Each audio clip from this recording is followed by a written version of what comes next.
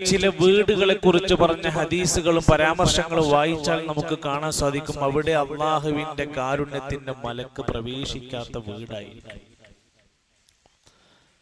നമ്മൾ പലപ്പോഴുമായി കേൾക്കുന്ന ഒരു വാക്കാണ് അള്ളാഹുവിന്റെ ഖുർആൻ വീടുകളിൽ നിങ്ങൾ പാരായണം ചെയ്യണം.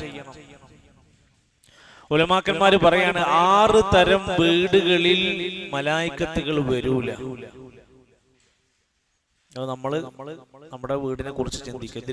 എന്റെ പേരുണ്ടോ, എന്റെ വീടിനെ പറ്റി ഇതിൽ പറയുന്നുണ്ടോ നോക്കിയാൽ മതി. 1, ലാ തദ്ഖുലുൽ മലായികത ബൈതൻ.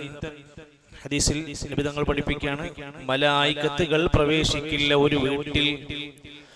ഫീഹി അവിടെയുണ്ട് കൽബുൻ നായ ഉണ്ട്, വസൂറത്തുൻ ചിത്രങ്ങളുണ്ട്, രൂപങ്ങളുണ്ട്. ഇവിടെ ജീവനുള്ള വസ്തുക്കളുടെ രൂപങ്ങളും ചിത്രങ്ങളുമാണ് പറഞ്ഞിരിക്കുന്നത്. നായയും രൂപവും ചിത്രങ്ങളും ഉള്ള വീടുകളിൽ കാരുണ്യത്തിന്റെ മലക്കുകൾ പ്രവേശിക്കില്ല. ഒരുപക്ഷെ നമ്മുടെ വീട്ടിൽ നായകൾ അധികം ഉണ്ടാവില്ലായിരിക്കാം, പക്ഷെ മരിച്ച വാപ്പാന്റെ ഫോട്ടോ ഫ്രെയിം ചെയ്തു വെച്ചവരുണ്ട്. വീട്ടിലെ കുട്ടിയുടെ ഫോട്ടോ ചെറുതും വലുതുമായത് എടുത്ത് ഫ്രെയിം ചെയ്ത് വെച്ചവരുണ്ട്. വെഡിങ് ആനിവേഴ്സറിയുടെ ഫോട്ടോകൾ പതിപ്പിച്ചു വെക്കുന്നവരുണ്ട്. അതിലിത് പെട്ടു. നമ്മുടെ വീട്ടിൽ കളിക്കാൻ ഉപയോഗിക്കുന്ന ടോയ്സുകൾ പല ജീവികളുടെയും പല ജന്തുക്കളുടെയും ഉണ്ടാകും. അത് ആവശ്യം കഴിഞ്ഞാൽ അത് ഉപയോഗിക്കുന്നത് കുഴപ്പമില്ല. കുട്ടികൾ അങ്ങനെ ഹദീസിൽ ആയിഷ ബീവിന്റെ ഒക്കെ ചരിത്രത്തിൽ കാണാൻ സാധിക്കും. അങ്ങനെ ഉപയോഗിക്കുന്നുവെങ്കിൽ അത് ആവശ്യം കഴിഞ്ഞാൽ ഭദ്രമായി അടച്ചുവെക്കാൻ, എടുത്തുവെക്കാൻ ഉപദേശമുണ്ട്.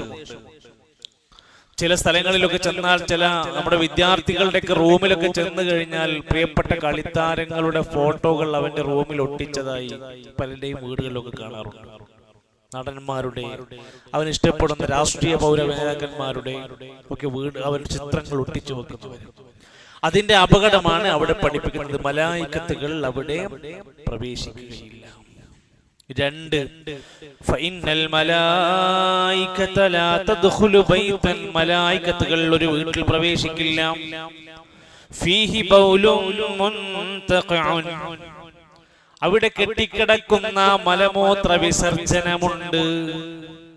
കാഷ്ടവും മൂത്രവും കൊണ്ട് ദുർഗന്ധം വമിക്കുന്നൊരു വീടാണെങ്കിൽ അവിടെ മലായിക്കത്ത് വരൂല. ഒരു ഹദീസിലുണ്ട്, പള്ളിയിലേക്ക് പ്രവേശിക്കുമ്പോൾ നിങ്ങൾ വെളുത്തുള്ളിയും വലിയ ഉള്ളിയും അതുപോലെ ഖുറാസും കഴിച്ചിട്ട് വരരുത്. എന്നിട്ട് പറഞ്ഞു, അതിന്റെ ദുർഗന്ധം പള്ളിയിൽ ഉണ്ടാകും, അവിടെ മലക്കുകൾ അപ്പോൾ പ്രവേശിക്കില്ല. അപ്പൊ ഇനെന്താ ചെയ്യേണ്ടത്? നമ്മുടെ ബാത്റൂമുകൾ, നമ്മുടെ ടോയ്ലറ്റുകൾ നല്ല വൃത്തിയാവണം. ആവശ്യം കഴിഞ്ഞാൽ അത് പൂർണ്ണമായും അതിന്റെ മണം നഷ്ടപ്പെടുന്ന രൂപത്തിൽ, അതല്ലെങ്കിൽ കുട്ടികളൊക്കെ ആണെങ്കിൽ ഫ്ലോറിൽ എവിടെയെങ്കിലും ഒക്കെ മലമൂത്ര വിസർജനം കഴിഞ്ഞിട്ടുണ്ടെങ്കിൽ അത് നന്നായി വൃത്തിയാക്കുക എന്നതൊരു വീടിന്റെ വലിയ അച്ചടക്കമാണ്. അതുപോലെ തന്നെ റസൂൽ സല്ലല്ലാഹു അലൈഹി വസല്ലം പഠിപ്പിച്ച ഈ ഒരു മാലിന്യമുക്തമായ അന്തരീക്ഷം നമ്മുടെ വീടുകളിൽ എപ്പോഴും ആവശ്യമാണെന്ന് സൂചിപ്പിക്കുന്നതാണ് ഹദീസ്. 3-ാമത്തെ വീട്, തത്ഹീറൽ ബൈതി മിൻ സൗതി ഇബ്ലീസ്. ഇബ്ലീസിന്റെ രാഗമുള്ള, ഇബ്ലീസിന്റെ ശബ്ദാനുകരണമുള്ള വീടുകൾ പിശാചുക്കളുടെ താവളമാണ്. അവിടെ മലായിക്കത്ത് വരില്ല. അവിടെ സൗത്ത് ഇബ്ലീസ് കൊണ്ട് ഉദ്ദേശിക്കുന്നത് മസാമീറ വ മആസിഫ, സംഗീത ഉപകരണങ്ങളും സംഗീത ആസ്വാദനങ്ങളും നടക്കുന്ന വീടാണ്. ഇത് പ്രത്യേകം പറയേണ്ട ആവശ്യമില്ല. നമ്മുടെ മൊബൈൽ ഫോണിലും നമ്മുടെ ജീവിത ഉപയോഗങ്ങളിലും അടക്കം ഇന്ന് കയറി വന്നുകൊണ്ടിരിക്കുകയാണ്. അങ്ങനെ എല്ലാ റൂമുകളിലും എല്ലാ മക്കളുടെ കയ്യിലും ഇത്തരത്തിലുള്ള സംഭവങ്ങൾ ഇതിങ്ങനെ അടിച്ചു കയറിക്കൊണ്ടിരിക്കുമ്പോൾ ഉണ്ടാകുന്ന പ്രശ്നം എന്താണ്? ഇവിടെ കാരുണ്യത്തിന്റെ മലക്കൾ വരില്ല. 4, വഴക്ക് കൂടുന്ന, പരസ്പരം ബഹളം ഉണ്ടാക്കുന്ന, കലഹം ഉണ്ടാക്കുന്ന വീടുകളിൽ മലായിക്കത്ത് വരൂല.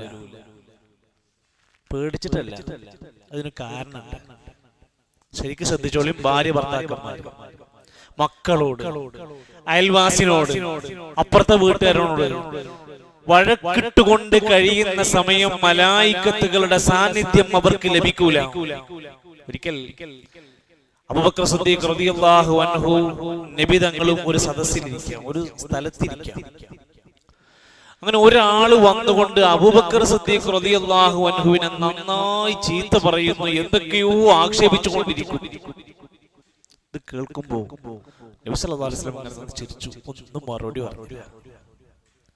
അതേ പിന്നെയും ഇങ്ങനെ ആവർത്തിച്ച് പറഞ്ഞ സമയത്ത് വല്ലാതെ സഹി കെട്ടപ്പോ അബൂബക്കർ സിദ്ദീഖ് റളിയല്ലാഹു ഇദ്ദേഹത്തിന് ആണ് പറഞ്ഞു, ചീത്ത പറയുന്നു, അദ്ദേഹത്തിന് വഴക്ക് ഒന്ന് ഒഴിഞ്ഞു പോകാൻ വേണ്ടി നബി സല്ലല്ലാഹു അലൈഹി വസല്ലം അവിടെ എഴുന്നേറ്റ് നടന്നു. നബിയോട് ചോദിച്ചു, നബി അദ്ദേഹം ഇത്രയും നേരം എന്നെ പറ്റി പറയുന്ന സമയത്ത് നിങ്ങൾ ചിരിച്ചു ഇവിടെ കേട്ടിരുന്നു, ഞാനൊന്ന് തിരിച്ചു പറഞ്ഞപ്പോഴത്തേക്ക് നിങ്ങൾ ഇവിടുന്ന് എഴുന്നേറ്റ് ഇഷ്ടമില്ലാതെ നിങ്ങൾ മാറിപ്പോയി. അപ്പൊ നബി പറയാണ്, അബൂബക്കറേ, ഞാൻ അവിടുന്ന് എണീറ്റ് മാറിപ്പോകാൻ ഒരു കാരണം, ഇന്നഹു കാന മഅക മലകുൻ യറുദ്ദു അൻക, നീ മിണ്ടാതിരിക്കുന്ന അത്രയും സമയം നിന്നെ പ്രതിരോധിക്കാൻ അവിടെ മലക്കുണ്ടായിരുന്നു.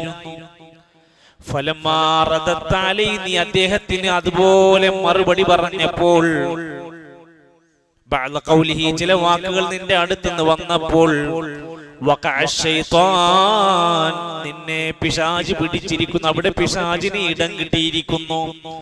ഫലം മകുൻ അല്ലാ ഖഅദ മഅ ശൈത്താൻ, നിനക്കറിയില്ലേ ഞാൻ ശൈത്താനിന്റെ കൂടെ ഇരിക്കാറില്ല, ഞാൻ അങ്ങോട്ട് ഇരിക്കാറില്ല, ഞാൻ അവിടുന്ന് ഒഴിഞ്ഞു പോല. അപ്പൊ ഇത് ആവർത്തിക്കുന്ന ഒരു വീടാണെങ്കിൽ ചിന്തിച്ചു നോക്കിയാൽ മതി.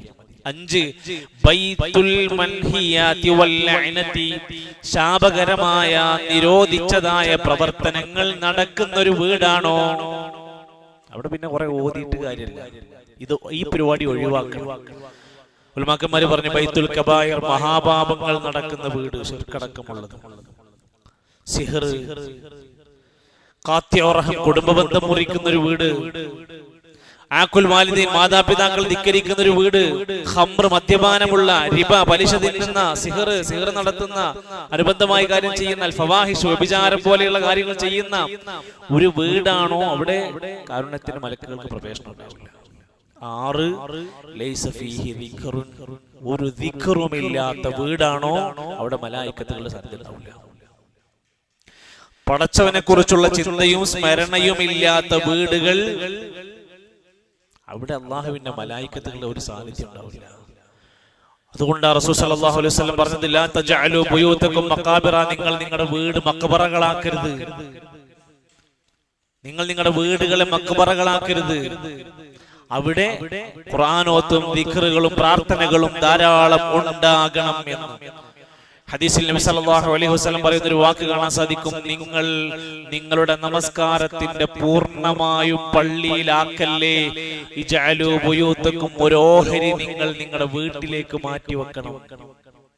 എന്നിട്ട് ആയിഷ റളിയല്ലാഹു അൻഹ പറയുന്നുണ്ട്, നബി സല്ലല്ലാഹു അലൈഹി വസല്ലം സുന്നത്തായ നമസ്കാരങ്ങൾ പള്ളിയിൽ നിന്ന് വീട്ടിൽ വന്നായിരുന്നു നിസ്കരിച്ചിരുന്നത്. ഏതാ പള്ളി? മദീനത്തെ പള്ളി. എന്താ കൂലി? ഒരു റക്അത്തിന് എന്താ കൂലി?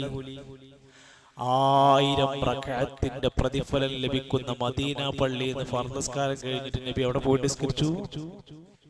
സ്വന്തം ഭാര്യന്റെ വീട്ടില് ആയിഷ ബീവിന്റെ റൂമിൽ പോയിട്ട് നിസ്കരിച്ചിരുന്നു. എന്താ മനസ്സിലാക്കേണ്ടത്? സുന്നത്ത് നമസ്കാരങ്ങൾ, റവാത്തിബ് നമസ്കാരങ്ങളുടെ പ്രതിഫലം എവിടെയാണ് കൂടുതൽ? വീട്ടിലാണ്.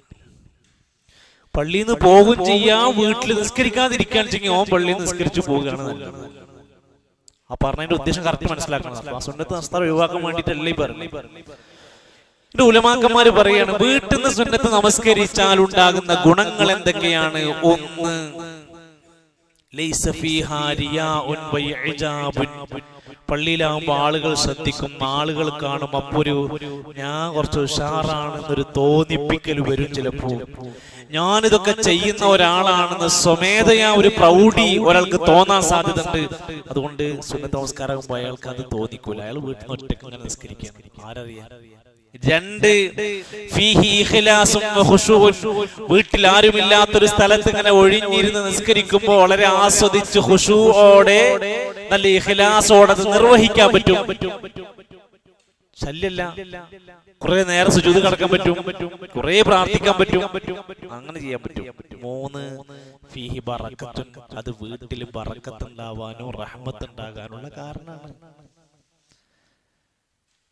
അത് വീട് ഇമാറത്തുൽ ബൈത്തി ബിദിക്രി റബ്ബിഹി, റബ്ബിനെ ഓർക്കുന്ന വീടായി മാറുകയാണ്. വയൻസിലു ഫീഹി റഹ്മ, റഹ്മത്തിന്റെ മലക്കുകൾ അവിടെ ഇറങ്ങുകയാണ്. പിശാചുക്കൾ അവിടെ നിന്ന് സ്ഥലം കാലിയാക്കുകയാണ്. അപ്പൊ എന്താ വീട്ടിൽ വേണ്ടത്? ഫീഹി ദിക്റുൻ, അവിടെ ദിക്റുകൾ വേണം, സുന്നത്ത് നമസ്കാരങ്ങൾ വേണം, വിശുദ്ധ ഖുർആനിന്റെ പാരായണം വേണം എന്നർത്ഥം.